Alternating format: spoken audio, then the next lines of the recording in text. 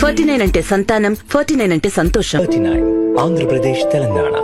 1996 batch police officer, పేరు అశోక్ వర్ధన్ గారు, DSP Darsi, ప్రకాశం జిల్లా.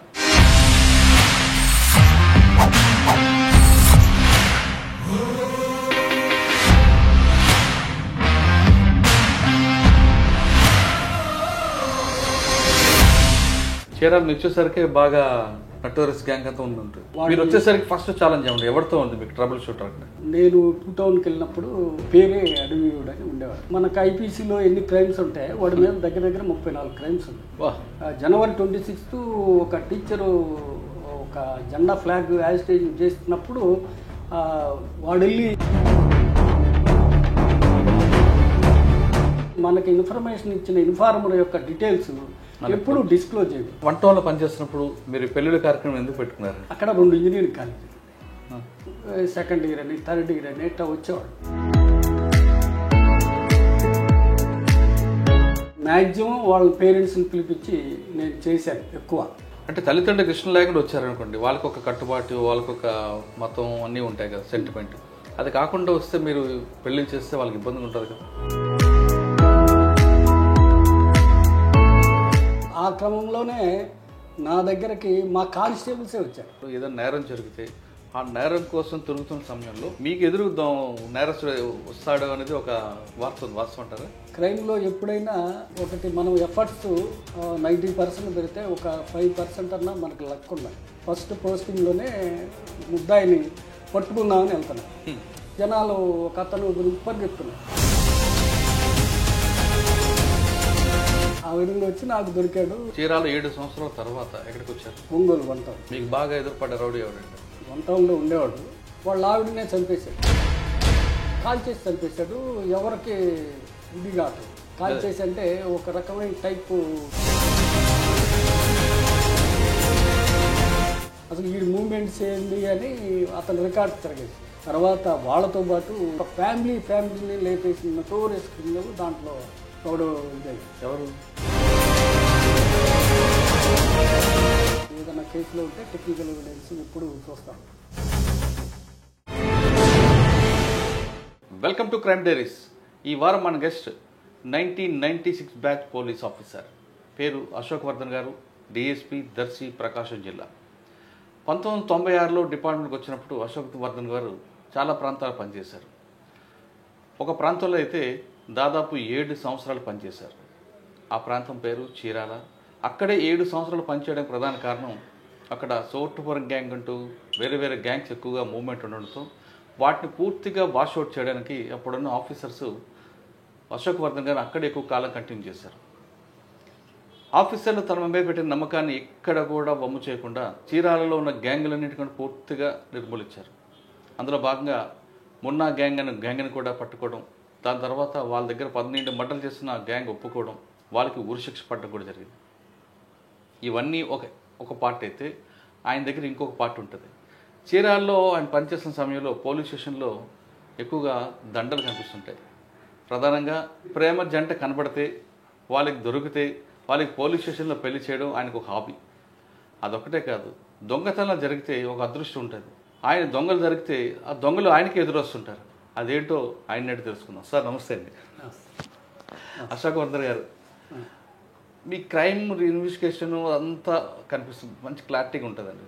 మీరు టాప్ మోస్ట్ అవుట్ స్టాండింగ్ ఆఫీసర్గా పనిచేశారు. సుబ్రహ్మణ్యం గారు కానీ, లేదా చార్సింగ్ మేడం, ప్రస్తుతం మల్లిక గారు వీళ్ళందరూ కూడా, శ్రీకాంత్ గారు వాళ్ళందరూ కూడా రూల్ ఆఫ్ లా కరెక్ట్గా ఉండాలి, పబ్లిక్కి మనం సర్వీస్ చేయాలనే ఇంటెన్షన్ తప్ప వాళ్ళకి వేరే వ్యాబిగేషన్స్ ఉంటాయి.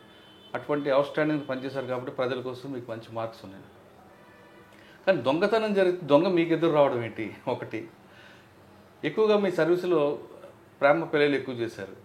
పోలీస్ స్టేషన్లో దండలు ఎక్కువ ఉంటాయని, ఎవరైనా ప్రేమ జంట కనబడితే, పెద్దలు అంగీకరించిపోతే, వాళ్ళు మిమ్మల్ని ఆశ్రయిస్తే అదే రోజు పెళ్ళి, పోలీస్ స్టేషన్లో పెళ్ళి అనేది మీకు ఎక్కువ హాబీ ఉంది.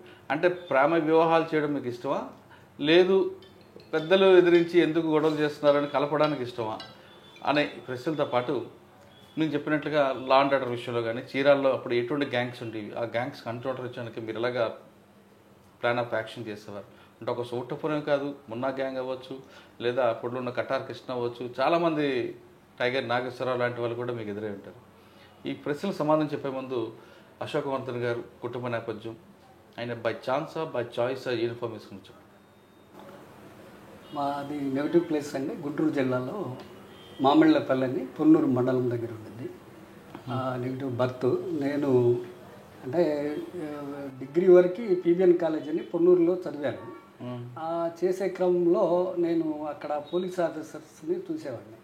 అంటే వెంకట్రావు గారని ఒక ఆయన ఎస్ఐ గారు, ఆయన అంటే అక్కడ వే ఆఫ్ బిహేవియర్ కానీ పబ్లిక్తో రౌడీస్తో మూమెంటు, అంటే మేము కాలేజ్ నుంచి వచ్చేప్పుడు ఆయన ట్రాఫిక్లో ఉంది, ఆయన మూమెంటు అవన్నీ చూస్తా కొంచెం నేను దాని మీద ఎక్కువ ఎస్ఐ జాబ్కి వెళ్ళాలి, సబ్ ఇన్స్పెక్టర్ జాబ్కి వెళ్ళాలి చేస్తే అని నేను వెళ్ళాను. తర్వాత నేను ఎంఎస్సి మైక్రోబయాలజీ చదువుకుంది నాగార్జున యూనివర్సిటీలో. ఆ క్రమంలోనే అది దేవుడు దయ వలన నాకు అన్ఎక్స్పెక్టెడ్గా నేను ఎగ్జామ్స్ లాస్ట్ రోజే నాకు మా పీజీ ఎగ్జామ్స్ ఆ రోజే లాస్ట్ ఎస్ఐ ఎగ్జామ్స్, అది ఫిజికల్ టెస్ట్, దానికి అటెండ్ అయ్యాను. అదేవిధంగా రిటర్న్ ఎగ్జామ్ రాశాను. దేవుడు బై గాడ్ గిఫ్ట్ అది మట్టుకు నాకు ఎస్ఐ జాబ్ వచ్చింది. ఆ ఎస్ఐ జాబ్ వచ్చే క్రమంలో ఒక 6 months నేను డిఆర్ఎఫ్ అని డాక్టర్ రెడ్డిస్ రీసెర్చ్ ఫౌండేషన్ దాంట్లో జూనియర్ రీసెర్చ్ ఫెలోషిప్ చేశాను. జాబ్ వచ్చింది, జాబ్లో జాయిన్ అయ్యాను. నేను ఫస్ట్ నా పోస్టింగ్ కొండేపిలో కొండేపి ఇక్కడ కొండేపిలో దగ్గర 2 years చేశాను. ఆ చేసే క్రమంలో ఒక యానాది గ్యాంగు ఒకటి ఆ ఏరియా అంతా అగార్ హోల్ అని ఒక హోల్ వేస్తారు. ఆ హోల్ వేస్తా వాళ్ళు అఫెండ్ చేస్తూ ఉంటారు. ఆ హోల్ వేసే అఫెండర్స్ ఎవరు అనేది ఎంఓ క్రిమినల్స్ లెవెల్లో తీసుకుంటా దాంట్లో ఇన్వెస్టిగేషన్లో భాగంగా మా ఏరియాలో జరిగిన వాటిని చూసుకొని ఆ క్రమంలోనే ఆ గ్యాంగ్ని పట్టుకున్నా. యానాది గ్యాంగ్ అది అగార్ హోల్ సపరేట్గా ఉండిద్ది. అంటే వాళ్ళు వచ్చి ఎన్టీఆర్ కాలనీ అని దర్శి దగ్గర ఎన్టీఆర్ కాలనీలో ఉంటారు. ఆ క్రమంలో నేను అక్కడ రికవరీ చేయటం, మా ఆఫీసర్ల దృష్టి కొంచెం క్రైమ్ చేస్తాడని నా మీద పడింది. ఫస్ట్ పోస్టింగ్లోనే మీరు టాలెంట్ దగ్గర ఫస్ట్ ఎస్పీ మీకు మాకు ఎస్పీ కిషోర్ కుమార్ సార్. అప్పుడు కిషోర్ కుమార్ సార్ బాగా ఎంకరేజ్ చేసేవాడు. క్రైమ్ అంటే ఆయనకి ఇంట్రెస్ట్, ఏ కేసు జరిగినా కూడా ఆయన ఇమీడియట్లీగా స్పాట్కి వచ్చి మమ్మల్ని ఫుల్గా ఎంకరేజ్ చేసేవాడు. ఆ క్రమంలోనే ఆ గ్యాంగ్ని పట్టుకున్నాం. ఆ గ్యాంగ్ని పట్టుకున్నప్పుడు దగ్గర 1 kg గోల్డ్, అంటే దగ్గర 75 cases డిటెక్ట్ అయినాయి చుట్టుపక్కల మొత్తం నెల్లూరు జిల్లా కానీ మంది కానీ. అప్పుడు మాలకొండ డిఐజీ గారు మాలకొండ డిఐజీ గారు నా యొక్క ఇంట్రెస్ట్, నాకు అప్పుడే 25,000 క్యాష్ రివార్డు సార్ సపరేట్గా నాకు ఇచ్చారు. మాలకొండ డిఐజీ గారు ఫస్ట్ పోస్టింగ్ 25,000 కొట్టారు. 25,000 క్యాష్ రివార్డు ఇచ్చేశారు. ఆ క్రమంలోనే 2 years అయిపోయిన తర్వాత సారు క్రైమ్ చేస్తానని నన్ను మాలకొండ డిఐజీ గారే ఎవరు తోటి ఇది లేకుండా నాకు ఒంగోలు చీరాల 2 town సైజ్ చేశారు. ఓకే సార్, చీరాల వెళ్ళక ముందు మీరు ఫస్ట్ కొండేపులో చెప్పారు. కొండేపులో వెళ్ళగానే ఫస్ట్ ఛాలెంజ్ మీకు యానాది గ్యాంగ్, దాన్ని బ్రేక్ చేశారు. అప్పట్లో ట్రెడిషనల్ క్రైమ్ కాబట్టి ఒక ఎంఓ పలానా వాడే చేసేవాడని మీరు ఐడెంటిఫై చేశారు, హోల్ చేసేది కాబట్టి పట్టుకున్నారు. తర్వాత వైట్ కాలర్ రెఫరెన్స్ వచ్చింది. ఇప్పుడు క్రైమ్ అనేది దాన్ని దాటిపోయి ఉంది, దాని ప్యాటర్న్ అంతా డిఫరెంట్ ప్యాటర్న్కి వెళ్ళిపోతుంది. ఇటువంటి సిచ్యువేషన్లో ఎఫెండర్ కూడా రకరకాల మిక్సింగ్ అవుతుంది. అప్పుడు యానాది అంటే యానాది వాళ్ళే చేసేవారు, సోట్టుపురం చేసేవారు, డేహెచ్పి నైట్ హెచ్పి చేసేవారు. ఇప్పుడు అన్నీ మిక్సింగ్ అవుతున్నాయి. ఇటువంటి సిచ్యువేషన్లో మీకు ఛాలెంజ్ ఏమొస్తుందా? అప్పుడంటే ఫలానా గ్యాంగ్ ఎక్స్క్లూజివ్ కాబట్టి వెంటనే మీరు ఆ మోడ్ ఆఫ్ ఆపరేషన్ పట్టుకొచ్చారు. ఇప్పుడు అది లేదు. ఇటువంటి సిచ్యువేషన్ ఏం చేస్తారు? అంటే యాక్చువల్గా అప్పుడున్న ఎంఓ క్రిమినల్ లెవెల్లో ఉండేది. ఇప్పుడు మీరు చెప్పినట్టు యానాది గ్యాంగ్స్ ఉంది, వాళ్ళు బస్ డెకాయిటీస్ వాళ్ళు చేసేవాళ్ళు ఈ ఏరియాలో. అగార్ హోల్స్ కానీ అది ఆ గ్యాంగ్ సపరేట్గా ఉండేది. అంటే పార్టివ్ గ్యాంగ్ అని, అంటే అవుట్ ఆఫ్ స్టేట్ గ్యాంగ్ అది. ఆ గ్యాంగ్ వాళ్ళు ఏంటంటే సపరేట్ కొన్ని అంటే ఎన్ రూట్ రైల్వే ట్రాక్ల పక్కన ఉండి వాళ్ళు ఒక డిస్టెన్స్ 30 kilometers యువతలకు వచ్చి అఫెన్స్ చేసి బ్రూటల్గా మర్డర్లు చేసేవాళ్ళు. అది ఒక ఎంఓ. అట్లా ఎంఓ లెవెల్లో ఈ స్టోవాట్పురం వాళ్ళు ఒక డెకాయిటీ గ్యాంగు, వాళ్ళు ఒక ఇదిగా అయ్యేవాళ్ళు. ఇప్పుడు అది ఎంఓ మారిపోయింది. వాళ్ళు చాలా పద్ధతిగా, వాళ్ళు చాలా ఇదిగా స్టడీ పర్పస్గా కానీ వాళ్ళు చాలా మారిపోయారు. వాళ్ళు కాదు, డిఫరెంట్గా ఇప్పుడు మారిపోయింది. ఎంఓసే మనము వాళ్ళు చేస్తారని కాదు, డిఫరెంట్గా చదువుకున్న వాళ్ళు, బాగా చదువుకున్న వాళ్ళు కూడా అఫెండర్స్గా వచ్చి అదే అటువంటి కేసులు ఎలా ట్రేస్ చేయడం అంటే యాక్చువల్గా ఇది ఉండే కొద్ది కాలక్రమేణా మనకి సాంకేతిక పరిజ్ఞానం ఉపయోగించుకున్నాం. సాంకేతిక పరిజ్ఞానంలో మనకి కాల్ డేటా అనాలైజ్ కానీ, ప్లస్ ఫింగర్ ప్రింట్స్ కానీ, తర్వాత ఫుట్ ప్రింట్స్ కానీ, ఇంకా ఇతర అంటే ఐటమ్స్ అక్కడ ఉన్న పరిస్థితిని బట్టి సీన్ ఆఫ్ అఫెన్స్లో ఉన్న ఆ సీన్ ఆఫ్ అఫెన్స్లో దొరికిన మెటీరియల్, ఫిజికల్ ఆబ్జెక్ట్స్ అవన్నీ ఉండేవి. వాటన్నిటిని మనము ఇచ్చేసి ఎనలైజ్ చేసి యాజ్ ఏ ఐఓగా వాటన్నిటిని ఫిజికల్ ఎవిడెన్స్ కానీ సైంటిఫిక్ ఎవిడెన్స్ కానీ ఎనలైజ్ చేసి ఇప్పుడు చేయాల్సిందే. అప్పుడులాగా ఎంఓ క్రిమినల్స్ లెవెల్లో వెళ్ళిపోయి మనకి ఇన్ఫార్మేషన్ పెట్టుకొని ప్రాపర్టీ ఏదైనా దొరికితే ఆ లెవెల్లో ఉండేది. ఆ టైంలో చాలా ఫిజికల్ కూడా వాళ్ళని చేయాల్సి వచ్చేది. ఫిజికల్ కూడా అసలు ఇప్పుడు అంత అక్కర్లేదు. ఇప్పుడు ఉన్న సీసీ కెమెరాస్ కానీ సాంకేతిక పరిజ్ఞానం ఉపయోగించి మనం టెక్నికల్గా వాడు మనకి దొరకకుండా చేశాడు అనుకుంటే అప్పుడు ఏం చేయాలి? టెక్నికల్గా అంటే ఎక్కడో ఒకట వాడు తప్పు చేస్తాడు. మీకు దానికి ఉదాహరణ నేను అంటే ఇక్కడ చేశాను, నెల్లూరులో ఒక ఇది జరిగింది, డెకాయిటీ, హైవే డెకాయిటీ. సెల్ ఫోన్లు హైవేలో వెళ్తుంటే ఒక కంటైనర్లో ఉన్న బాక్సులన్నీ కొట్టేసి దగ్గర అది 5 crores సెల్ ఫోన్ అయింది. విజయరావు గారి టైంలో కాదు మన ఐశ్వర్య రస్తోగి గారని ఆయన టైంలో జరిగింది. దాంట్లో అంటే వాడు ఎక్కడో ఒకట మనకున్న ఇప్పుడున్న సిస్టంలో ఎక్కడో ఒకటి దొరకాల్సింది. అంటే మనము దాని పేషెన్సీ కావాలి ముందర. అంటే క్లూ ఇస్తాడు ఎక్కడో పేషెన్సీ అనేది ముఖ్యం. క్రైమ్ చేసే ప్రతి ఒక్కరికి పేషెన్సీ అనేది ఉండాలి. అంటే ఇది అయిపోగానే దీన్ని వదిలేయాలి అనే ఇదేమి ఉండదు. మనము అంటే పేషెన్సీ ఉండి దాన్ని కంప్లీట్గా మనం ఎవ్రీ పాయింట్ని పట్టుకొని దాని ప్రకారం ఇన్వెస్టిగేషన్ లెవెల్లోకి వెళ్తే ఇది. ఆ కేసులో దొరికింది. ఆ కేసులో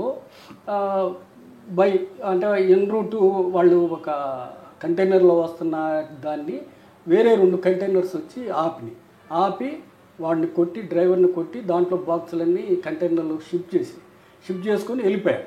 మళ్ళీ అన్నీ సేమ్ నెంబర్స్ ఉంటాయి కంటైనర్స్కి. మనం ఎటెల్ని అనేది మనము ప్రతి టోల్ గేట్ని చేసుకుంటా దగ్గర మేము 400 kilometers అవతలకి వెళ్ళి ఈ టువర్డ్స్ హైదరాబాద్, టువర్డ్స్ బెంగళూరు వెళ్ళినప్పుడు ఆ క్రమంలో మనకి టువర్డ్స్ హైదరాబాద్ వెళ్ళినప్పుడు ఇప్పుడు ఎక్కడ కంటైనర్ ఆపి దాంట్లో ప్రాపర్టీని షిఫ్ట్ చేశారో ఆ కంటైనరుతో పాటు 4 కంటైనర్లు మళ్ళీ ఫాలో అవుతూ ఉంటాయి, వెళ్ళిపోతూ ఉంటాయి.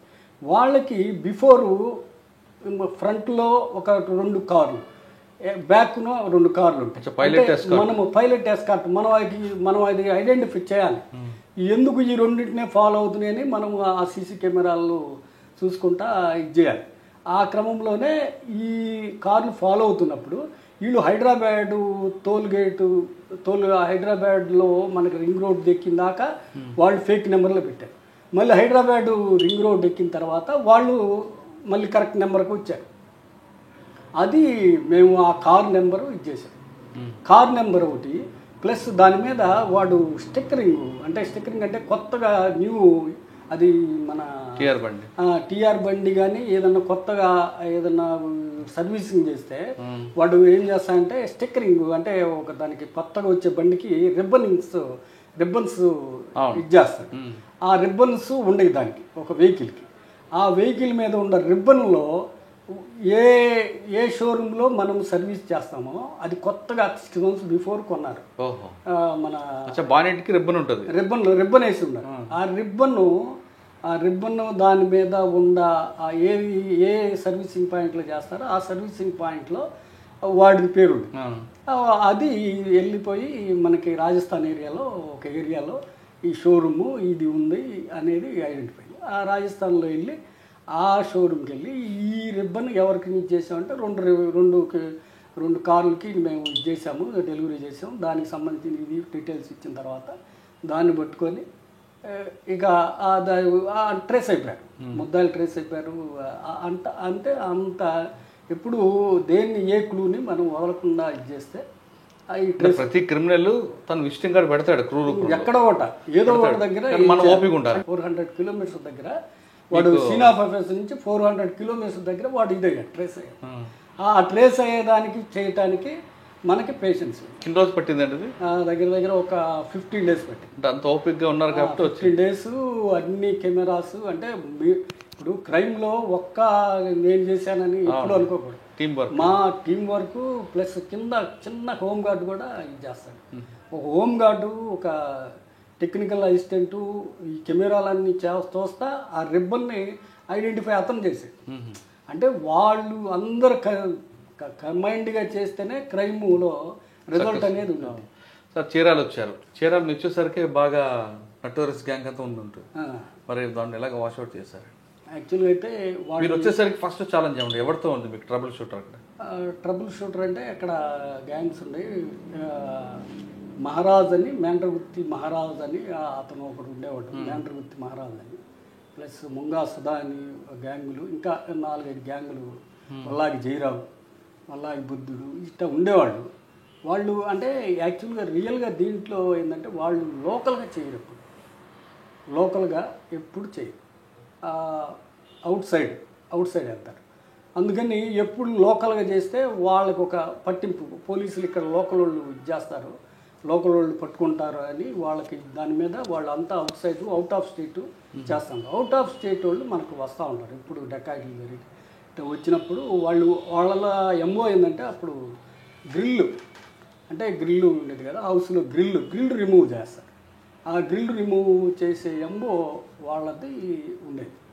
ఆ ఎంఓ జరగగానే వాళ్ళు వచ్చేసి స్టోర్పురం గుర్తుకొచ్చేది. చీరాల అంటే వేరే వాళ్ళు కూడా చేస్తారు. ఇది ఇప్పుడు వీళ్ళు ఇట్లా చేస్తున్నారని వాళ్ళ పేర్లు చెప్పి వేరే బ్యాచ్లు కూడా రెడీ అయిపోయి అది యాక్చువల్గా ఆ ఎంఓ జరగగానే ఇక్కడికి వచ్చేవాళ్ళు. చీరాలు వచ్చి చీరాల్లో అంటే మనము ఈ ఎంఓ అంటే మనకి కొంచెం ఇన్ఫార్మర్స్ ఉండేవాళ్ళు. ఎప్పుడు క్రైమ్ చేయాలన్నా మనం ఇన్ఫార్మర్స్ని మెయింటైన్ చేసుకోవాలి. అందులో ఆ లోకల్ ఉన్న ఇన్ఫార్మర్స్ని వాళ్ళు జాగ్రత్తగా చూసుకుంటే, లేడీస్ మాకు ఇన్ఫార్మర్లు ఉండేవాళ్ళు, వాళ్ళు ఎవరికి కనపడేవాళ్ళు ముసలోళ్ళు, వాళ్ళు కొంచెం అంటే వాళ్ళతోటి సర్వీస్ మోటివ్గా ఉంటే వాళ్ళు ఆటోమేటిక్గా మనకు అటాచ్ అవుతారు.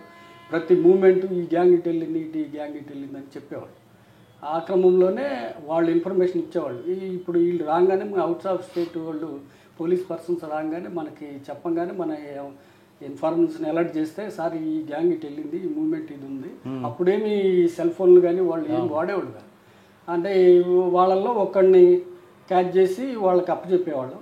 వాళ్ళకి అప్పచెప్పిన తర్వాత వాళ్ళు దాన్ని వర్కౌట్ చేసిన తర్వాత మళ్ళీ మన దగ్గరికి వస్తే మనము మిగతా గ్యాంగ్ మెంబర్స్ని వాళ్ళకి క్యాచ్ చేపించడం అట్టా ఆ క్రమంలోనే ఎక్కువ జరిగాయి మన దగ్గర. ఎప్పుడు వాళ్ళు అఫెన్స్ చేసేవాళ్ళు. సార్ గ్యాంగ్స్ పట్టుకున్నారు. రౌడీ షీటర్లు అంటే రౌడీ షీటర్లు కొంతమందే ఉండేవాళ్ళు. రౌడీ షీటర్లు అంటే ఇప్పుడు నేను 2000కి వెళ్ళినప్పుడు ఒక అడవివాడు పేరే అడవివాడు అని ఉండేవాడు. వాడు మనకు ఐపీసీలో ఎన్ని క్రైమ్స్ ఉంటాయి వాడి మీద దగ్గర దగ్గర 34 క్రైమ్స్ ఉన్నాయి. వాడికి రౌడీ షీట్ ఉంది, 2 మర్డర్స్ ఉన్నాయి. ఇక అటువంటి వాడు చాలా న్యూసెన్స్ క్రియేట్ చేస్తూ ఉండేవాడు. ఒక January 26th ఒక టీచరు ఒక జెండా ఫ్లాగ్ యాజిటేషన్ చేస్తున్నప్పుడు వాడు వెళ్ళి స్నాచింగ్ చేశాడు. అప్పుడు మాకు ఎస్పీ గారు మన బాలసుబ్రహ్మణ్యం సార్ అంటే వాడికి ఇంకా మనము ఎటువంటి పరిస్థితుల్లో వాడు పబ్లిక్కి కానీ ఎవరికైనా ఇబ్బందికరమైన పరిస్థితిలో ఉన్నాడు, వాడిని ఎట్టయినా మనం పట్టుకోవాలంటే ఇమీడియట్లీగా వాడిని అంటే ఎక్కువ క్రైమ్లో చేయాలంటే ఇన్ఫర్మేషన్ సిస్టమ్ ఉండాలి, కామన్ పబ్లిక్ తోటి అటాచ్మెంట్ ఉంటే ఇమీడియట్లీగా అంటే దీంట్లో ఇంకొకటి ఉండేది క్రైమ్ చేసేవాడికి మనకి ఇన్ఫర్మేషన్ ఇచ్చిన ఇన్ఫార్మర్ యొక్క డీటెయిల్స్ ఎప్పుడు డిస్క్లోజ్ చేయకూడదు. వాడిని ఓపెన్ చేసామంటే వాడికి లైఫ్ థ్రెట్ ఉండేది. అటువంటి థ్రెట్ నేను నా సర్వీస్లో ఒకటి నేను ఫేస్ చేశాను. అంటే ఇన్ఫార్మర్ పట్టుకున్నారు చెప్పండి. రిపబ్లిక్ ఏమంటే ఇన్ఫార్మర్స్ని అలర్ట్ చేసిన తర్వాత 4th డే రోజు వాడు ఒక ఫీల్డ్లో అంటే చీరాలకి అబౌవ్ 20 kilometers అవతల ఫీల్డ్లో ఉన్నాడని మనకి ఇన్ఫార్మర్ వెళ్ళాడు.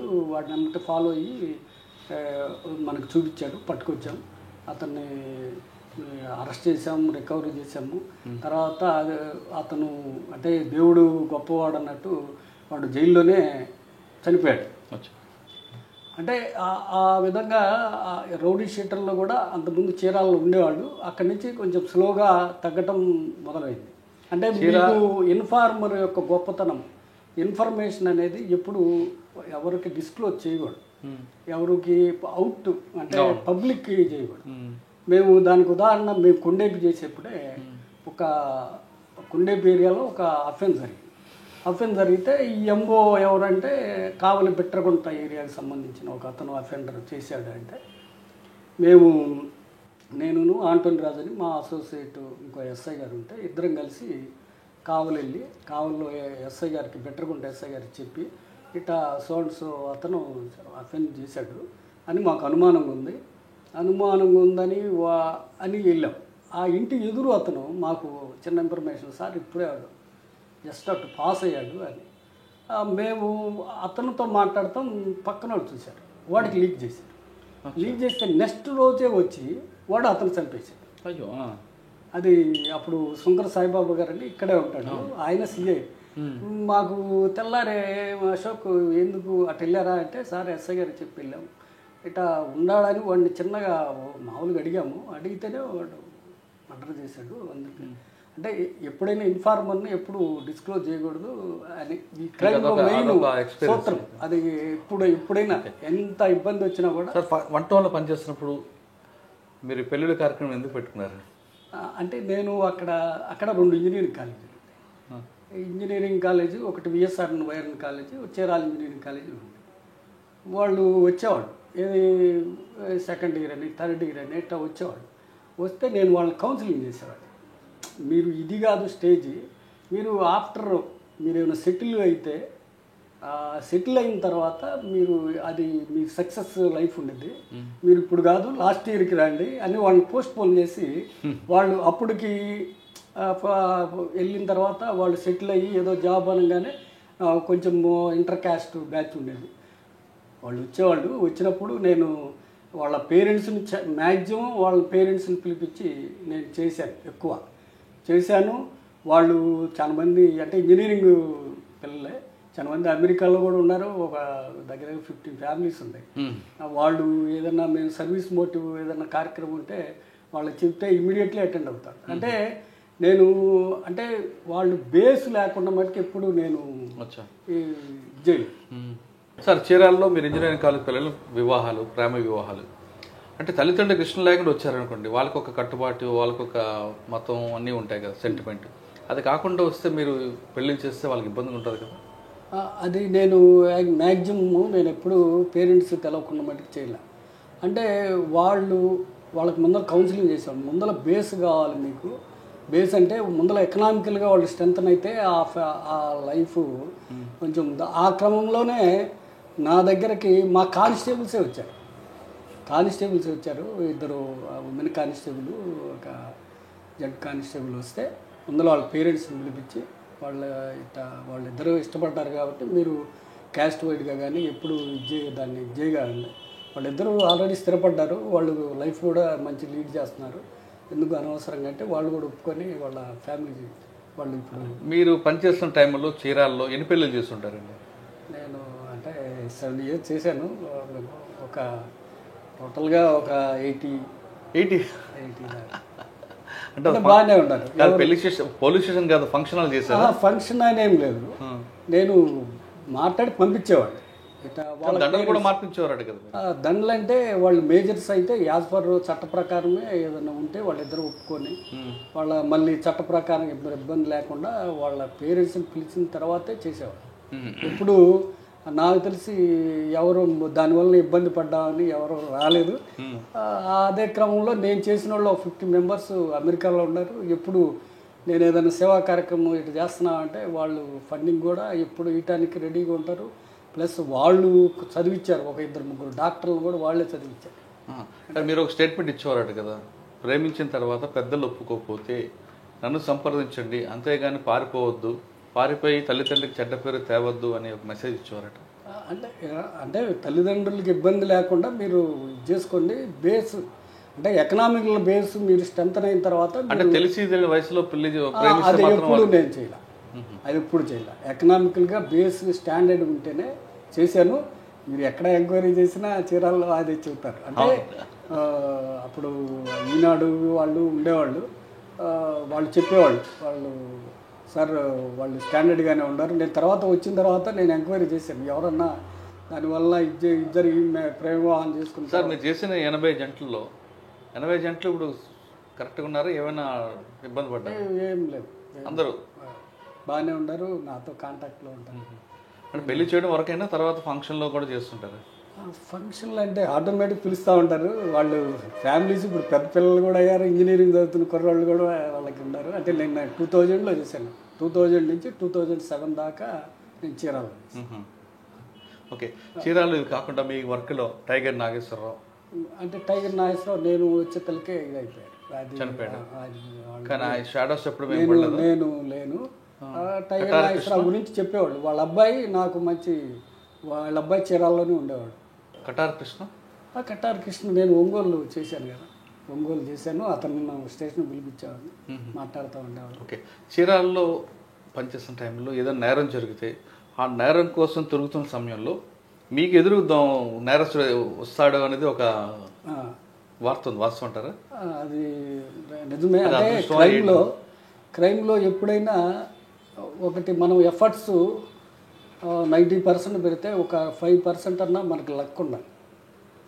ఆ లక్ అనేది నాకు కొంచెం దేవుడు ఇచ్చిన ఇదో.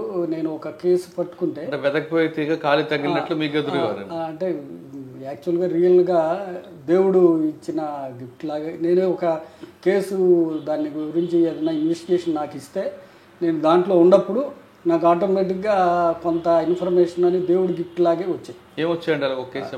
ఇప్పుడు యాక్చువల్గా ఇప్పుడు నేను కొండేపి నా ఫస్ట్ పోస్టింగ్లోనే నేను ఒక ముద్దాయిని పట్టుకుందామని వెళ్తుంటే మామూలుగా జీబ్లో ఉన్నాను, జనాలు ఒక అతను గురించి పరిగెత్తున్నారు. వాడు వచ్చి మా జీప్ దగ్గర ఇదైపోతే ఏంది పబ్లిక్ పరిగెత్తున్నారు మీరు ఏంది అని వాడిని పట్టుకోగానే వాడు తర్వాత ముందలేమి ఇతను మన ఇంటి దగ్గరికి వచ్చాడు సార్, డే ఆఫెన్స్ అంటే డే టైంలో అనుమానాస్పదంగా తిరుగుతున్నాడు అని చెప్పాడు. చెప్తే నువ్వు ఈ టైంలో ఎందుకు తిరుగుతున్నావురా, నువ్వు ఇటు తిరగకూడదు కదా, ఈ టైంలో నీకు అందులో ఆ విలేజ్ కాదు నువ్వు అని వాడిని క్వశ్చన్ చేసి కొంచెం చేసిన తర్వాత సార్ మేము రక్కీ చేస్తున్నాము, రక్కీ చేయడానికి వచ్చాము, నేను సో అండ్ సో అఫెండర్ వాళ్ళకి సంబంధించినవండి, వాళ్ళు వస్తారు సార్, వాళ్ళు ఉన్నారు ఇక్కడ లేరు, ఒక 20 కిలోమీటర్స్ అవతల ఉన్నారు, ముందు అందరు నైట్ టైంకి గ్యాదర్ అవుతాం సార్, ముందర రక్కీ చేయడానికి వచ్చారని చెప్పాడు. అంటే ఆ విధంగా వచ్చి నాకు దొరికిన తర్వాత అదే యానాది గ్యాంగ్ అన్నారు. తర్వాత 3 ప్లేసెస్లో వెళ్ళి వాళ్ళు మొత్తం బ్యాచ్ 14 మంది అఫెండర్స్ని పట్టుకున్నాం, వాళ్ళు ఫేమస్ అఫెండర్స్. అట్లా లక్. ఇప్పుడు ఒక సిచ్యువేషన్ ఉన్నప్పుడు ఒక కేసు అది కుదరదు. అది మనం ఎఫర్ట్స్ అనేది కంపల్సరీ. ఎప్పుడు ఎఫర్ట్స్ అనేది ప్రతి ఎవ్రీ మూమెంట్ని ఎఫర్ట్స్ని మనం కంటిన్యూగా చేస్తుంటే ఎక్కడో ఒకటి బ్రేక్ అయింది క్రైమ్లో. ఇప్పుడు దానికి ఇంకా ఇప్పుడు నెల్లూరులో కానీ నేను చేసిన చీరారులో 7 సంవత్సరాల్లో ఇంకా బాగా గుర్తుండిపోయిన సంఘటన మేము అంటే ఒక టైంలో మాకు లైఫ్ అంటే ఒక గ్యాంగ్ అంటే అక్కడ మర్డర్ చేసి వచ్చారు, ఏది కావల ఏరియాలో మర్డర్ చేసి వచ్చారు. చేసి వచ్చిన తర్వాత మా క్రైమ్ కానిస్టేబుల్స్ వెళ్తే వాళ్ళ మీద గొడ్డలతోటి యాక్స్ తోటి ఎమ్మటపడ్డారు. మా వాళ్ళు పారిపోయి వచ్చేసారు. అప్పుడు బాలసుబ్రహ్మణ్యం సారు ఇట జరిగింది అని చెప్పే ఇట మనము వాళ్ళు అక్కడ మర్డర్లు చేసి వచ్చారు, 2 మర్డర్లు. అందులో మనం వాళ్ళ అఫెండర్స్ వాళ్ళకి ఏంటంటే ఇక్కడ బెట్టరగుంటకిను ఈ చీరాల ఏరియాకి బంధుత్వం ఉండేది. వాళ్ళు వచ్చి ఇక్కడ షెల్టర్ తీసుకున్నారు, వాళ్ళని పట్టుకోవాలి. మన కానిస్టేబుల్స్ వెళ్తే అటాక్ చేశారు. అటాక్ చేస్తే మన వాళ్ళు పారిపోయి వచ్చారు. అది పోలీస్ పిస్టేజ్. ఆ టైంలో మేము అంటే వాళ్ళు ఎప్పుడు అఫెండర్స్ ఇళ్ళ దగ్గర పడుకునేవాళ్ళు కాదు, పోలీసులు చెక్ చేస్తారని అవుట్స్కట్స్లో ఫీల్డ్స్లో పడుకునేవాళ్ళు. ఆ లెవెల్లోనే మేము ఒక టీం వెళ్తే మా మీద యాక్సెస్ తీసుకొని దగ్గర ఒక 10 persons అటాక్. అంటే మేము అంటే నా దగ్గర పిస్టల్ ఉంది, అప్పుడు ఫైర్ ఓపెన్ చేశారు. ఫైర్ అంటే ఒకడికి దెబ్బ తగిలింది, వాడు ఎస్కేప్ అయ్యి వెళ్ళిపోయాడు. తర్వాత వాడే అక్కడ వేరే ఎన్కౌంటర్లో అంటే వేరే దాంట్లో చనిపోయాడు. అంటే లైఫ్ కూడా అంత రిస్క్లో ఉంది. అంటే నెంబర్ ఆఫ్ కేసెస్ అక్కడ అంటే లోకల్ కన్నా వాళ్ళు బయట చేస్తారు, బయట వాళ్ళకి అప్పచెప్పేప్పుడు స్ట్రగుల్ ఉండింది. ఎట్ ఏ టైము చాలా పద్ధతిగా ఉంటారు వాళ్ళు. ఏమి పోలీస్కి అగెనిస్ట్గా కానీ పోలీసు ఎదురు తిరగటం కానీ మనము వాళ్ళని ట్రేస్ అవుట్ చేయటం వాళ్ళని పట్టుకోవడం అంతవరకే. తర్వాత వేరే ఇబ్బందికరమైన పరిస్థితి ఉండరు. నేను చాలా మందిని కూడా వాళ్ళని చాలా కౌన్సిలింగ్ చేశాను, పిల్లల్ని చదివించాము. పిల్లల్ని నేను అక్కడ ఉన్నప్పుడే అనవసరమైన పిల్లల్ని కూడా వాళ్ళు అఫెన్స్కి తీసుకెళ్తా ఉన్నారు. అట్లా తీసుకెళ్ళకూడదు, మీరంటే ఏదో ఆ ఏజ్ వరకు ఓకే పిల్లలు అని వాళ్ళని స్కూల్స్లో జాయిన్ చేయటం కానీ అట్లా నేను అక్కడ పిల్లలకు కూడా కొంచెం స్కూల్స్కి పంపించటం అట్లా చేసేవాళ్ళం. లేడీసు నాకు బాగా సహకరించేవాళ్ళు. లేడీసు అక్కడ ఉన్న ముసలోళ్ళు కానీ ఎందుకు సార్ వచ్చి చెప్తున్నాడు కదా మన ఇబ్బంది ఎందుకు స్కూల్స్కి వెళ్దాం. సార్ చీరాల 7 సంవత్సరాల తర్వాత ఎక్కడికి వచ్చారు? ఒంగోలు వంటారు. ఒంగోలు ఇక్కడ కూడా రౌడీజం ఉంది కదా? అప్పుడు రౌడీజం అంతా ఉంది. అప్పుడు బాగానే. మీకు బాగా ఎదురుపడ్డ రౌడీ ఎవరండి? వన్ టౌన్లో ఉండేవాడు. అతను వాళ్ళ ఆవిడనే చంపేశాడు. వాళ్ళ ఆవిడనే కాల్ చేసి చంపేశాడు. ఎవరికి ఇది కావట్లేదు, ట్రేస్ కావట్లేదు. కాల్ చేశాడు. కాల్ చేసి అంటే ఒక రకమైన టైపు మనము అంటే ఏదన్నా చేతబడి చేస్తే ఏ విధంగా చేస్తామో ఆ విధంగా చేశాడు. చేసి నా భార్యని ఎవరో చంపేశారని వాడు కంప్లైంట్ వచ్చాడు. వస్తే మేము వీడి భార్యని ఎవరు చంపుతారా, అందులో రౌడీ షీటరు ఏదో అంటే మేము ఎప్పుడైనా క్రైమ్లో ఏంటంటే మనము బేసు ముందల ఎవరు ఇచ్చారో కంప్లైంట్ వాళ్ళ దగ్గర నుంచే బిగిన్ చేయాలి. వాళ్ళని ఎలిమినేట్ చేసి ఒక ఇంట్లో ఏదైనా జరిగితే ఇంట్లో వాళ్ళని ముందర ఎలిమినేట్ చేసిన తర్వాత బయటకు వెళ్ళాలి.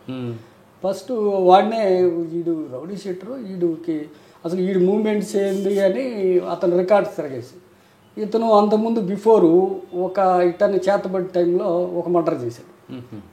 ఇక్కడ చేతబడి లెవెల్లో ఉందంటే ఈడే చేసి ఉండొచ్చు అని వీడి మూమెంట్స్ అంతా మళ్ళీ అబ్జర్వ్ చేసి వీడు ఎక్కడెక్కడ తిరిగాడు కొంచెం ఇన్ఫర్మేషన్ పెట్టి లాస్ట్కి వాడినే ట్రేస్ చేసి వాడిని అది ఇది కొంచెం తర్వాత మొన్నది రౌడీ షీటర్లో తర్వాత మొన్న కేసు మేము వన్ టౌన్లో ఉన్నప్పుడు చేసాము. దాంట్లో ఇంటరాగేషన్లో అంటే ఇక్కడ ఇప్పుడు ఆ కేసులో మెయిన్ ముఖ్యము దామోదర్ గారు, ఆయన మెయిన్. తర్వాత ఇన్వెస్టిగేషన్ ఆఫీసర్ అంటే దీంట్లో చాలా టీం ఉంది. గోపాల్ రెడ్డి అని, భాష అని, క్రైమ్ టీం వాళ్ళందరూ ఎఫర్ట్స్ ఉంది. ప్లస్ దామోదర్ గారు ఒకళ్ళు, ఆంటోనీ రాజ్ అని ఒక ఎస్ఐ 2 టౌన్లో. అతను కర్ణాటకలో దగ్గర దగ్గర ఒక బెంగళూరు అవతల 600 కిలోమీటర్స్ అవతల ఒక మంచి మౌంటైన్ ఏరియాలో వాడిని పట్టుకుని వచ్చాడు. అది చాలా గ్రేట్. అది చాలా అది నా ఎఫర్ట్ చేసి అంటే ఒక క్రైమ్లో అంతా కంబైన్డ్ చేసినప్పుడే ఉండింది. తర్వాత వాడిని తీసుకొచ్చిన తర్వాత ఇంట్రాగేషను పార్ట్ మేము చేసాము. ఒకటి కాదు వాడి దగ్గర దగ్గర 9 మర్డర్స్ చేశాడు. అట్లా ఇంకా వాడి దగ్గర చాలా ఉన్నాయి. అవన్నీ చెప్పించి అవన్నీ ఇంట్రాగేషన్లో తీసుకొచ్చి సారు ఇన్వెస్టిగేషన్ ఆఫీసర్ శంకరెడ్డి గారు చేశారు. తర్వాత ఎఫర్ట్ చేసింది మొత్తం. తర్వాత వాడు 2 టైమ్స్ పారిపోయాడు. ఇది బెయిల్ తీసుకోవటం ఇంకా అక్కడ నుంచి ఎస్కేప్ అయ్యాడు. 2 టైమ్స్ మేము పట్టుకొచ్చాం. అది ఎఫర్ట్స్ దాంట్లో ఆ శిక్ష పడటంలో కానీ వాళ్ళు ఆ శ్రీనివాస్ అని 2 కోర్ట్ కానిస్టేబుల్స్ ఉన్నారు. వాళ్ళు మెయిన్ ఎఫర్ట్స్ వాళ్ళ యొక్క ఇది అది వాళ్ళ కృషే. దీంట్లో మేమేంటంటే జనరల్ డ్యూటీస్ అతను ఎక్స్ట్రానరీ వాళ్ళు చేసినందువల్లనే అది దానికి శిక్ష పడింది. అంటే ఒంగోలులో 1 టౌన్లో మున్నా గ్యాంగ్. తర్వాత ఇక్కడికి వచ్చారండి? తర్వాత నేను కనిగిరి వెళ్ళాను. కనిగిరిలో ఒక డెకాయిటీ ఒకటి జరిగింది. కనిగిరిలో అంటే చెప్పారు కంటైనర్ అక్కడ. అది కాదు అది ఇప్పుడు నేను చెప్పేది 2007లో. ఓకే. ఇది 2016 ఆ మధ్యలో. 2007లో నేను కనిగిరిలో ఉన్నప్పుడు గిద్దలూరు ఏరియాలో ఒక నంద్యాల నుంచి 1 crore రూపీ వస్తుంటే బ్యాంక్ డెకాయిటీ ఒకటి జరిగింది. ఆ డెకాయిటీలో అప్పుడు రంగనాథ్ గారు రంగనాథ్ గారు ఓఎస్డి, ఇక్కడ వినీత్ బ్రిజ్లాల్ సార్ అని. ఎవరండి? వినీత్ బ్రిజ్లాల్ ఎస్పీ గారు ఉండేవాడు. క్రైమ్ టీం ఎవరంటే ఓకే గుర్తుకొస్తాం. మేము వెళ్ళాం, ఆటోమేటిక్గా వెళ్ళినప్పుడు ముందల అది అంటారు కదా క్రైమ్లో ఫస్ట్ పార్టు లోకల్ ఉండేవాళ్ళని అదే క్రమంలో 1 crore అఫెన్స్ జరిగింది.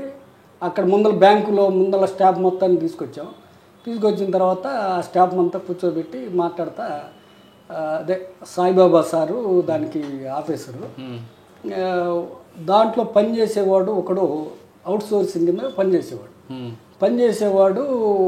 నేను బ్యాంక్ వాళ్ళందరినీ విచారిస్తున్నప్పుడు మీ దగ్గర ఏమన్నా చిన్న చిన్న సిల్లీ థింగ్స్ ఎవరైనా దొంగతనాలు మీరు చేసేవాళ్ళ అని అంటే, సార్ ఒకడు చేసేవాడు, వాడు అవుట్ సోర్సింగ్, వాడు పేరు ఏందని సామ్ సార్. ఓకే, వాడు ముందల ప్రైమరీ మనం విచారించాల్సిన వాళ్ళలో ఒకడని అట్టా ఒక 2-3 పక్కకి తీసిన తర్వాత వాళ్ళని ఒక్కొక్కళ్ళని విచారించుకొస్తా మాకు టైప్ ఆఫ్ ఇంటరాగేషన్ ఉంటాయి కదా, ఇంటరాగేషన్ మొదలు పెట్టాం. పెట్టి లాస్ట్ స్టేజ్కి వచ్చేతలకి సాయిబాబా సారు, అశోక్ వాడు ఏదో వేరే స్మూత్ బ్యాట్స్మన్లా ఉన్నాడు, వాడిని ఏం చేయగానే మనం టెక్నికల్గా వెళ్దాము అని అన్నారు.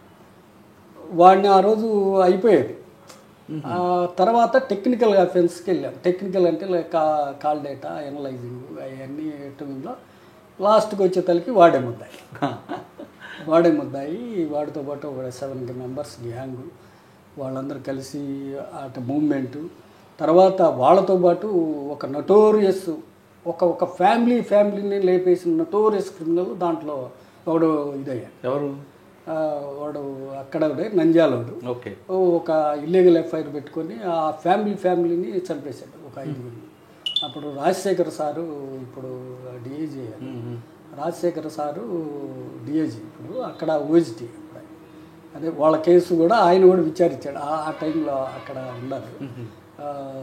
అంటే 5 ఫ్యామిలీతో ఇల్లీగల్ ఎఫ్ఐఆర్ చేసి దీంట్లో ఒక అఫెండరు, ఫ్యామిలీతో వాళ్ళతో ప్రాబ్లమ్స్ వచ్చేసి మొత్తం ఫ్యామిలీ 2 పిల్లల్ని, ఆమెని, భర్తని, అత్తమామల్ని అందరినీ వాడు చంపేశాడు.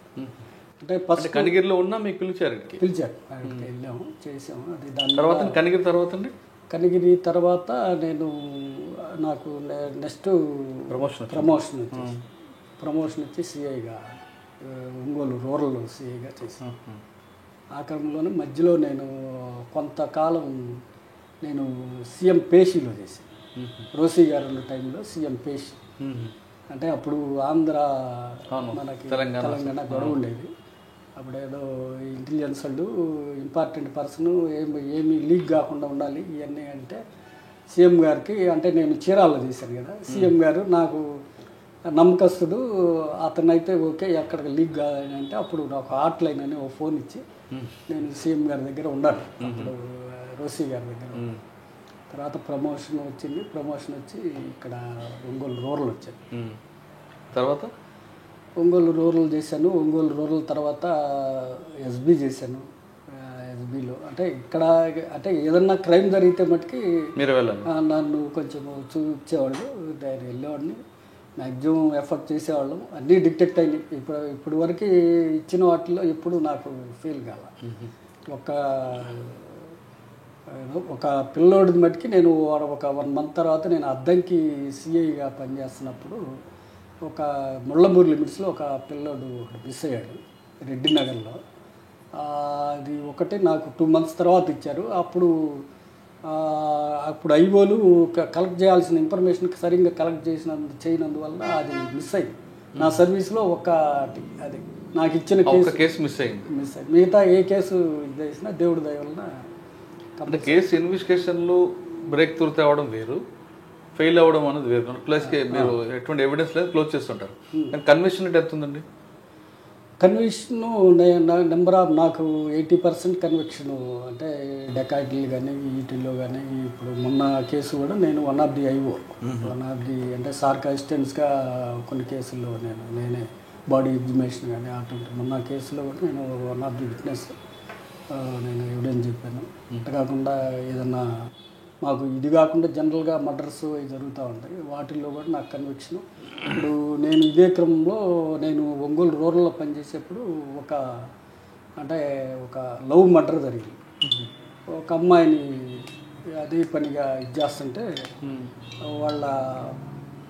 వాళ్ళకి సంబంధించిన బంధువులు అంటే వాళ్ళ కజిన్ బ్రదర్ ఇద్దరు కలిసి ఒక అతన్ని కొట్టి ఈ పొలాల్లో వేశారు. అతను డిహైడ్రేషన్తో చనిపోయాడు.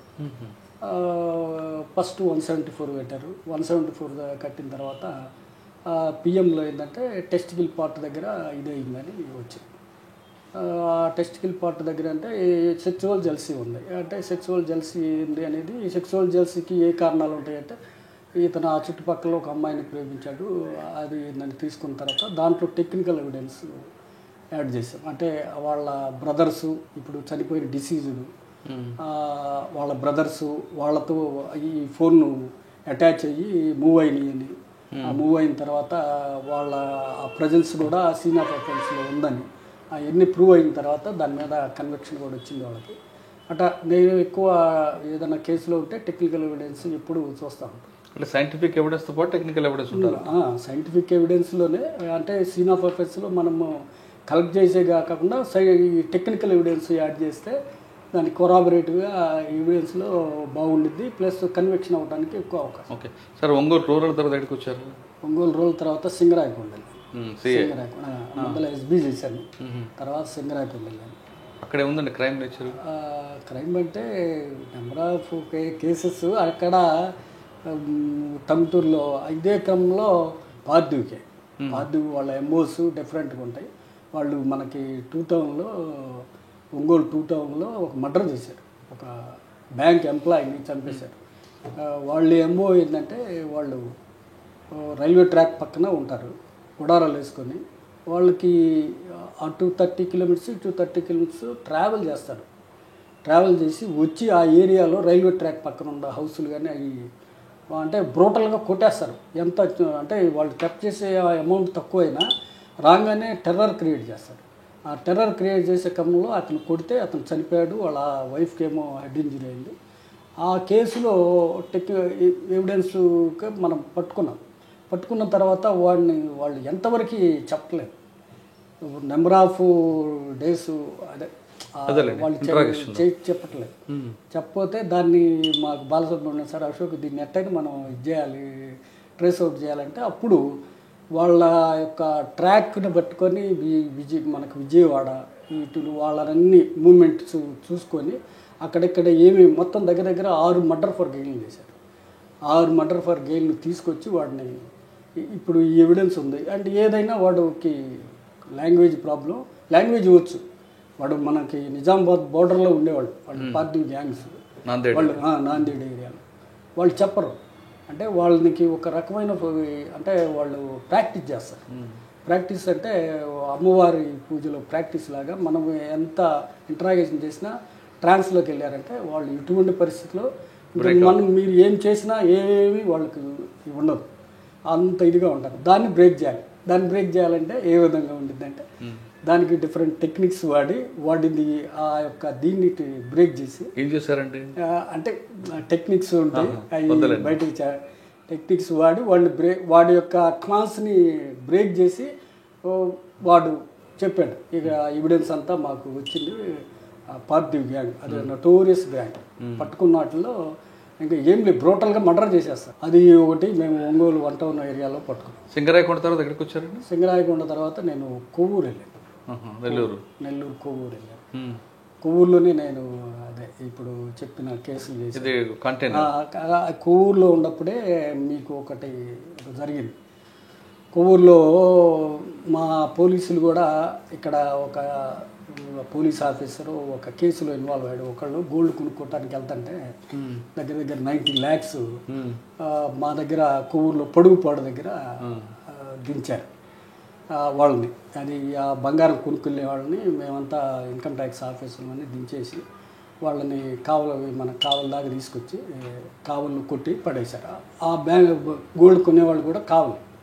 వాళ్ళు ఇమీడియట్లీ పోలీస్ స్టేషన్కి వస్తే నాకు డిఎస్పీ అడిషనల్ ఎస్పీ గారు ఫోన్ చేసి అక్కడ మీ ఏరియాలోనే డెకాటీ జరిగింది, ఇమీడియట్లీ వెళ్ళమంటే వెళ్తే వాళ్ళు నెక్స్ట్ కంప్లైంట్ కావల్లో ఇచ్చారంటే కావల్ సిఐ గారు మేము ఫాలో అవుతా టెక్నికల్ ఎవిడెన్స్ తీసుకొని లాస్ట్కి నేను కనిగిరిలో పనిచేశాను కదా, కనిగిరిలో పబ్లిక్ని అలర్ట్ చేసి పబ్లిక్ చేత వాళ్ళని పట్టుకుంటే ఆ పబ్లిక్ వాళ్ళని ఆపినప్పుడు మేము ప్రకాశం జిల్లా పోలీసులు మేము ఐడి పార్టీ వాళ్ళం అన్నీ మా వాళ్ళని గన్నులు తీసుకొని పబ్లిక్ని బెదిరించిన తర్వాత వాళ్ళు నాకు చెప్పగానే అది కుదరదు, నేను మీకు బ్యాక్ ఉంటాను, వాళ్ళని ఎటువంటి పరిస్థితుల్లో కట్టి పడేయండి వాళ్ళు పట్టుకొని ఆపేశారు. దాంట్లో మా క్యాట్ పార్టీ మరి మాకు ఇక్కడ పనిచేసే స్పెషల్ పార్టీలో వాళ్ళు ఒక 3 ఉన్నారు. తర్వాత ఆఫీసరు వాళ్ళందరూ వాళ్ళ దగ్గర ఒక 95 lakhs దాకా రికవరీ చేశారు. అది అంటే మనం చేసే ఏరియాలో మనతో పబ్లిక్ ఉంటే నేను ఎక్కడో కావల్లోంచి ఫోన్ చేసినా కూడా పబ్లిక్ అలర్ట్ అయ్యి వాళ్ళని పట్టుకున్నారు. సార్ ఆ కేసులో అప్పుడున్న డిఎస్పీ గారు నోటీసులో జరిగిందా, నోటీసులు లేకుండా జరిగిందా? అంటే అది విచారణలో ఉంది. డిఎస్పీ గారు కాదు, అక్కడ మార్కాపురంలో పనిచేసే ఒక ఆఫీసరు ఇన్వాల్వ్తో జరిగిందని తర్వాత ఇన్వెస్టిగేషన్లో వచ్చింది. దాని మీద ఆయన నాకు తెలియకుండా జరిగిందని ఆయన దగ్గర పనిచేసే వాళ్ళే వెళ్ళి ట్రైన్లో తీసుకెళ్తారు కదా, ఆ కేసే కదా అది. అంటే ఇన్వెస్టిగేషన్లో మట్టుకు ఆయన కూడా ఉందని కొంత ఇది వచ్చింది. కానీ పోలీసులు దొంగలుగా మారితే ఎలా అండి? అంటే కొంతమంది ఉంటారు, ఎవరో ఒకళ్ళిద్దరు వల్ల మనం వాళ్ళకి అంత ఆలోచన ఎలాగొచ్చింది? వాళ్ళు అంటే ఇప్పుడు ఈ గోల్డ్ కొనుక్కునే వాళ్ళు ఏంటంటే అనాథరైజ్డ్గా కొంత ప్రాపర్టీ మనీ తీసుకెళ్తా ఉంటారు. అది దీనికి బేస్ ఎవరు? చీరాల స్టువార్ట్పురంలో ఒక అఫెండర్, ఈ స్టువార్ట్పురంలో అఫెండరు, స్టువార్ట్పురంలో ఒక కానిస్టేబుల్, వీళ్ళందరూ కలిసి ఆయన్ని యాక్చువల్గా అయితే ఆయనకి అంత ఐడియా లేదు, అదంతా వైట్ మనీ కాదు బ్లాక్ మనీ, మనం చేసినా కూడా ఏముండదు అని ఆయన్ని ఒక దీంట్లోకి ట్రాన్స్లోకి తీసుకెళ్ళి చేపించిన ఇది. దాంట్లో కంప్లీట్ అది పబ్లిక్ దాన్ని వాళ్ళు పట్టుకోవటం, వాళ్ళు అంటే పిస్టల్స్ పెట్టి బెదిరించి అక్కడ ఒక పెద్ద గొడవ జరిగింది, కొట్టారు పబ్లిక్ని, ఈ కానిస్టేబుల్స్ కొట్టారు. నేను వాళ్ళకి అష్యూరెన్స్ ఇచ్చి అట్లా మీరు అంటే మేము 2 hours బ్యాక్లో ఉన్నాం, వాళ్ళేం ఫ్రంట్లో ఉన్నారు, పబ్లిక్ ఆపారు వాళ్ళని. ఒక విలేజ్లో శంకరాపురం అనే విలేజ్లో కొట్టే తలకి శంకరాపురం విలేజర్స్ వదిలేసింది. మళ్ళీ నేను ట్యాక్సీ స్టాండు కనిగిరిలో ట్యాక్సీ స్టాండ్ వాళ్ళందరినీ అలర్ట్ చేసి వాళ్ళందరినీ రోడ్డు మీద పెట్టి ఒక ట్రాక్టర్ అడ్డం పెట్టి వాళ్ళని వెళ్ళకుండా మూవ్మెంట్ మొత్తం బ్లాక్ చేసి ఇచ్చేసారు. అది తర్వాత ఇక అంటే పబ్లిక్ సపోర్ట్ ఉంటే మనం పబ్లిక్ సపోర్ట్ లేకుండా ఏ క్రైమ్ ఏది డిటెక్ట్ కాదు. ఇప్పుడు దానికి ఒక ప్రత్యక్ష ఉదాహరణ ఇక్కడ ఒకటి జరిగింది. నేను తర్వాత 2019లో అద్దంకికి వచ్చాను. అద్దంకిలో చేసినప్పుడు ఇక్కడ టౌన్లోనే భార్యని వాళ్ళ పిల్లని వాళ్ళ భర్తే కాల్ చేసి వెళ్ళిపోయాడు. ఎవరో కాలిపోయి ఉన్నారు పబ్లిక్ విలేజర్స్, ఎవరో భార్య చిన్న పిల్లలు చనిపోయి ఉంది అని మన సిద్ధార్థ్ కౌశల్ సార్ ఎస్పీ గారు, ఎవరో ఒక చిన్న అమ్మాయి ఒక పాప ఇద్దరు చనిపోయి ఉన్నారు ఇక్కడ కాల్చి ఉన్నారు ఇక్కడ అని మన అవుట్స్కట్స్లో ఒంగోలు అవుట్స్కట్స్లో తాలూకా లిమిట్స్లోనే వచ్చింది ఆ కేసు. ఆ కేసులో తర్వాత దానికి స్పెషల్ టీము దాంట్లో పెద్ద టీమ్స్ వేసాం. ఇది చిన్నపిల్ల ఉంది, ఈ అమ్మాయి అంటే చిన్నపిల్ల అంటే శిశుసక్షేమంలో ఈ నోట్ అయి ఉండేది, శిశుసక్షేమం స్టాక్లో కానీ ప్లస్ ఈ అంగన్వాడీ సెంటర్లో కానీ ఒక టీంలు అట్లా టీంలు డిఫరెంట్ వీడియో కెమెరాస్ చెక్ చేయడానికి, కాల్ డేటా చెక్ చేయడానికి ఒక దగ్గర ఒక 2 డిఎస్పీలు, ఒక 10 మంది సిఐలు, ఒక 20 మంది ఎస్ఐలు దాని మీద ఎఫర్ట్ చేశారు. ఎఫర్ట్ చేస్తున్న క్రమంలో అదృష్టం, అదే దేవుడు అదృష్టం అంటారు కదా,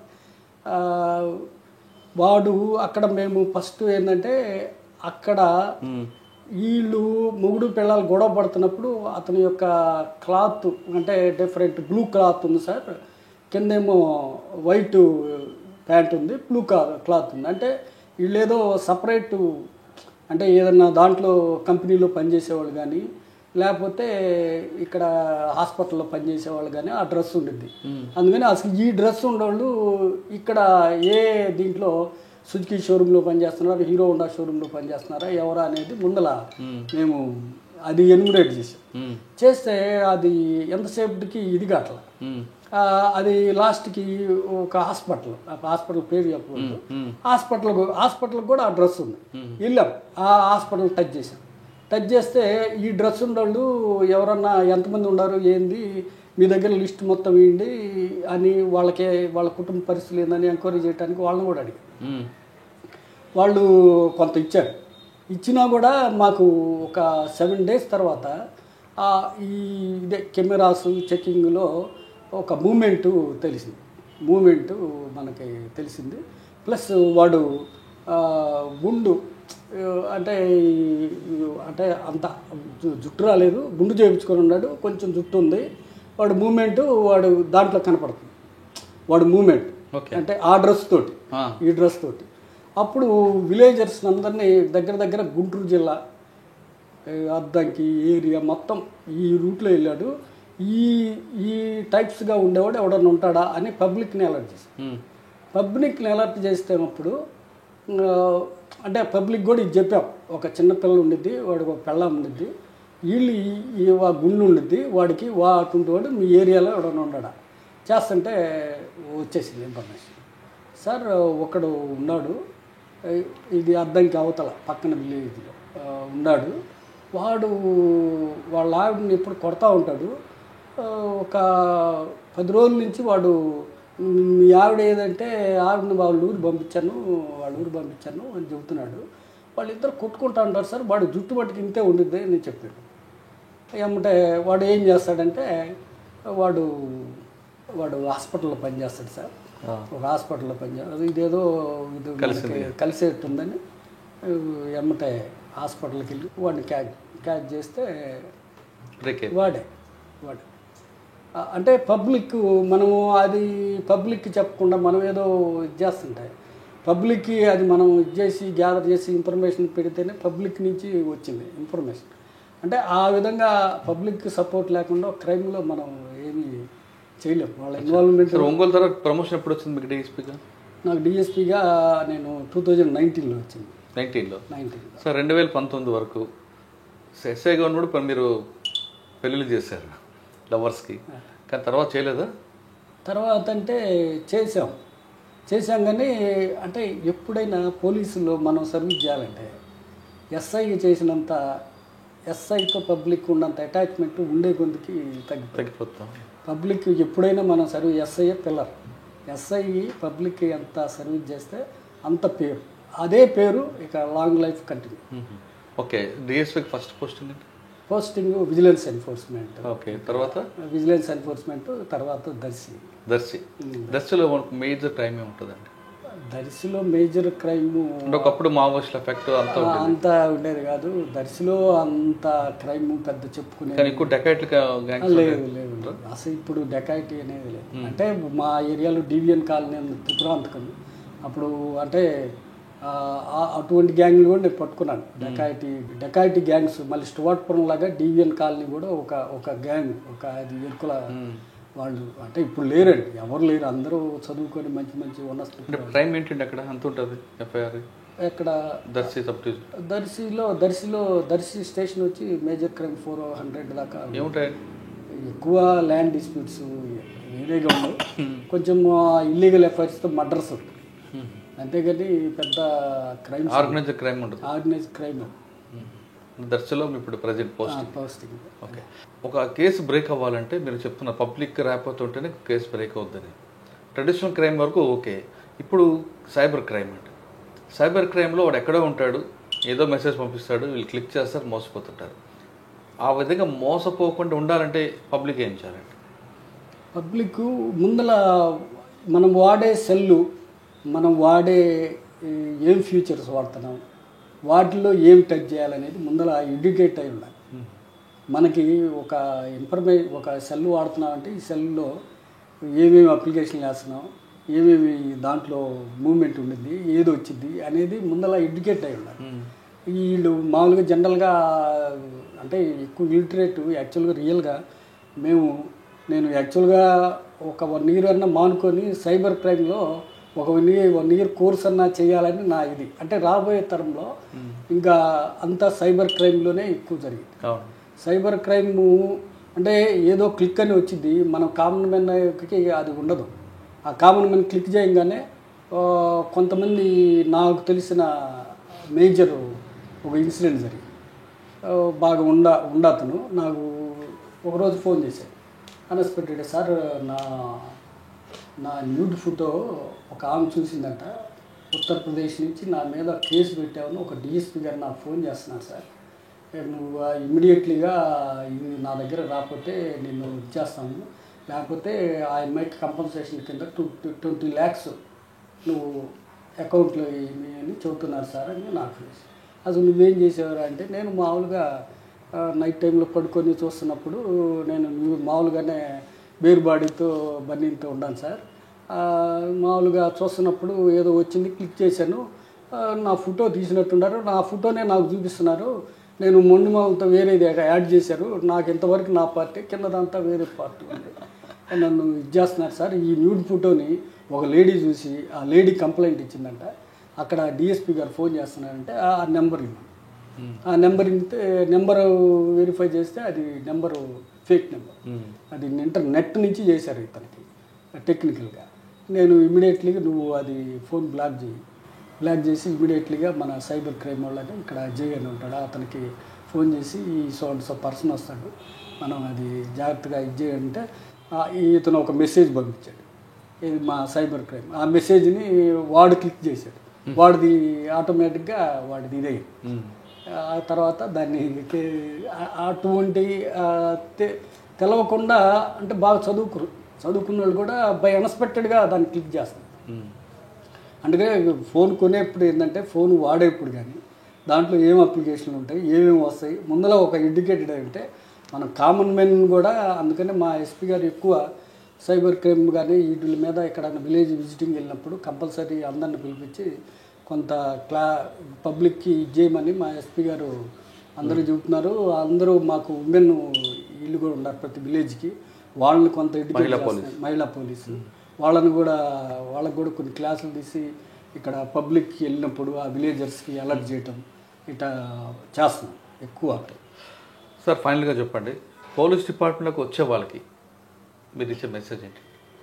అంటే చాలామంది డిపార్ట్మెంట్కి వస్తున్నప్పుడు డబ్బులు సంపాదించవచ్చు, పవర్ ఎంజాయ్ చేయొచ్చు అనే భావంతో వస్తుంటారు, వాళ్ళకి మీరు ఇచ్చే మెసేజ్? అంటే పోలీసు జాబ్ అనేది దేవుడు ఇచ్చిన అదృష్టం. సర్వీస్ చేసే దాంట్లో సర్వీస్ చేయాలని మోటివ్ ఉంటే పోలీసుకు మించింది ఇంకా వేరే జాబ్ లేదు. ఒక బాధితుడిని తక్షణ సహాయం చెంది వాడు ఇమీడియట్లీ రిలీఫ్ పొందేది పోలీసు చేసే చర్యల వల్ల. రాబోయే తరానికి ఏంటంటే మనము పబ్లిక్ సర్వీస్ చేయాలి అనే మోటివ్ తోటి వచ్చినప్పుడు జాబ్ సాటిస్ఫాక్షన్ ఉంటుంది. ప్లస్ మనం డిపార్ట్మెంట్కి మంచిగా సర్వైవ్ అవ్వచ్చు. డిపార్ట్మెంట్లో మంచి వాళ్ళకి ఎప్పుడు ఏ డిపార్ట్మెంట్లో అయినా సర్వైవ్ ఉండేది, కంపల్సరీ ఐడెంటిఫికేషన్ ఉండేది. అది ప్రతి రాబోయే వాళ్ళు ఎవరైనా అది అలా సర్వీస్ చేయాలి. మనం పబ్లిక్ సర్వెంట్లు, అంతేగాని పబ్లిక్ మీద అథారిటీ కాదు అని ఆలోచించుకొని రావాలి. పోలీస్ డిపార్ట్మెంట్ రండి, ప్రజలకు సేవ చేయాలంటే the best platform police department అంటారు అశోక్ వర్ధన్ గారు. కానీ ప్రజలకు సేవ చేయాలి తప్ప ప్రజల మీద వాళ్ళ మీద అజమాయిషి చలాయించకుండా ఉంటే ఖచ్చితంగా ప్రజలు మనకు ఎప్పుడూ గౌరవిస్తారని చెప్తున్నారు. అన్నిటికన్నా ఇంపార్టెంట్ ఆయన దగ్గర నేర్చుకోవాల్సింది, క్రైమ్ జరిగిన తర్వాత ఆ ఐఓ ఎవరైతే ఉన్నారో ఐఓ కానీ ఆ టీంలో ఉన్న వ్యక్తులు కంప్లీట్గా ఓపిక్గా ఆ కేసు మీద స్టడీ చేస్తే ఖచ్చితంగా నిందితుడు ఎక్కడో దగ్గర క్లూ వదిలిపెడతాడు. ఆ క్లూ బ్రేక్ చేస్తే ఖచ్చితంగా మనకు బ్రేక్ త్రూ ఉంటుందంటూ అతని సర్వీస్లో చాలా చాలా ఇంపార్టెంట్ కేసు చెప్పారు. అంటే ఇకపై ఎవరైనా సరే కేసు జరిగినప్పుడు ఓపిక్గా చూస్తే నిందితుడు వదిలిపెట్టిన క్లూ ఖచ్చితంగా బ్రేక్ త్రూకు ఉపయోగపడుతుంది. కానీ అంత ఓపిక లేకుండా ఏదో చేశామా అంటూ పోతే కేసులు అన్నీ కూడా క్లోజ్ అవుతుంటాయని ఆయన సర్వీసులు చెప్తారు. ఇది ఈ వారం అశోక్ వర్ధన్ గారితో ఎక్స్క్లూజివ్ ఇంటర్వ్యూ. వచ్చే వారం మరో గెస్ట్తో మళ్ళీ కలుద్దాం. అంతవరకు నమస్తే. Thank you sir, thank you very much. Thank you.